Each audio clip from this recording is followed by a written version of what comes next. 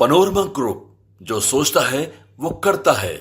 14 महीने पहले जब बिहार में सरकार बदली थी तो लेकर के कई तरह की बातें शुरू हो गई थी। कहा यह जा रहा था कि नीतीश कुमार ने कोई बड़ा फैसला ले लिया है जो आगे चल करके देखने को मिलेगा।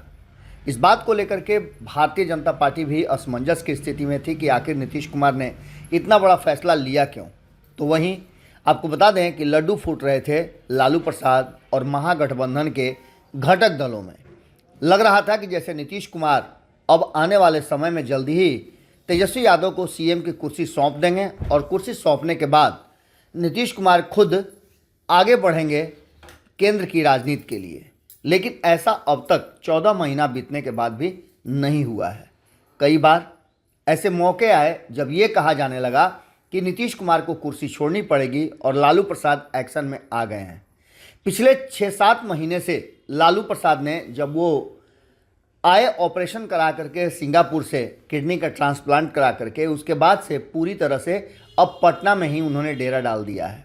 उनके लिए एक अलग तरह की गाड़ी बनाई गई है जिस गाड़ी से वो घूम भी रहे हैं और कभी कभी उसी गाड़ी से नीतीश कुमार के दरवाजे पर भी दस्तक दे देते हैं। ज़रूरत पड़ने पर कभी कभी नीतीश कुमार को अपने पास बुला लेते हैं और ये सारा खेल बिहार में सत्ता परिवर्तन और नेतृत्व परिवर्तन को लेकर के हो रहा है। हालांकि नेतृत्व परिवर्तन की अगर बात करें तो नीतीश कुमार ने स्पष्ट कर दिया है कि 2025 तक तो वो हैं, लेकिन इसके बावजूद भी कभी कभी बयानों में इस तरह की बात नीतीश कुमार कर देते हैं कि एक बार फिर से संभावनाएं जग जाती हैं।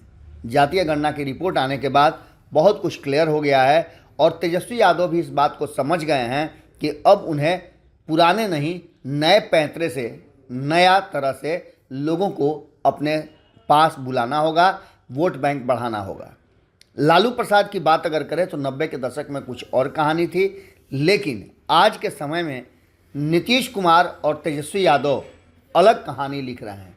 तो वहीं भारतीय जनता पार्टी भी इस बात का इंतजार कर रही है कि नीतीश कुमार और तेजस्वी यादव के बीच में जो कॉन्फ्लिक्ट है, जो इन दोनों के बीच में लालू प्रसाद की एंट्री होती है और वहाँ से नीतीश कुमार का एंगल चेंज होता है, तो नीतीश कुमार कभी भी कोई बड़ा फैसला ले सकते हैं। जातीय गणना की रिपोर्ट आने के बाद नीतीश कुमार भले ही इंतजार कर रहे हों कि उन्हें 32% MOI समीकरण का वोट जो तेजस्वी यादव के पास है उनके पास आ जाए, लेकिन तेजस्वी यादव इन सारी बातों को समझ गए हैं और उन्हें इस बात का पता है कि बिना A to Z के फॉर्मूले के कुछ नहीं होगा।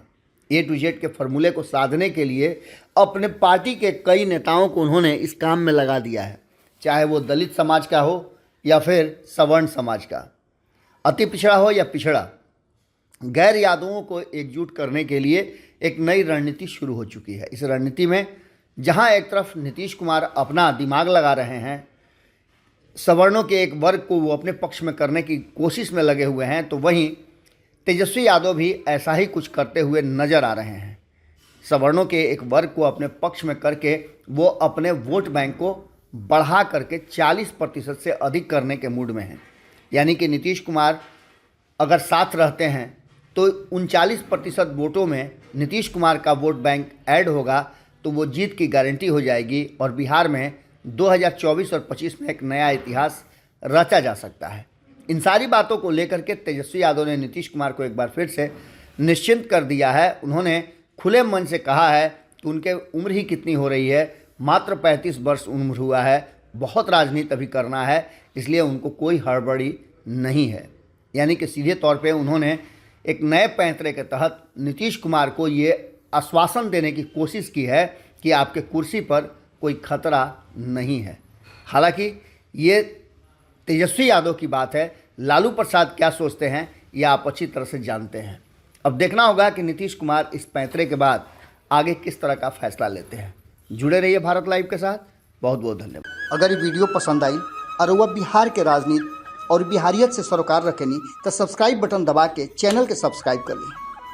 ओजे एगो घंटी बा, ओकरा बटन दबा देला से कुल सटीक और मारक खबर रुआ मुफ्त में मिल जाई। अगर रुआ पत्रकारिता के हमनी के नया प्रयोग में सहयोग कर चाहतनी तो ज्वाइन बटन दबा दी।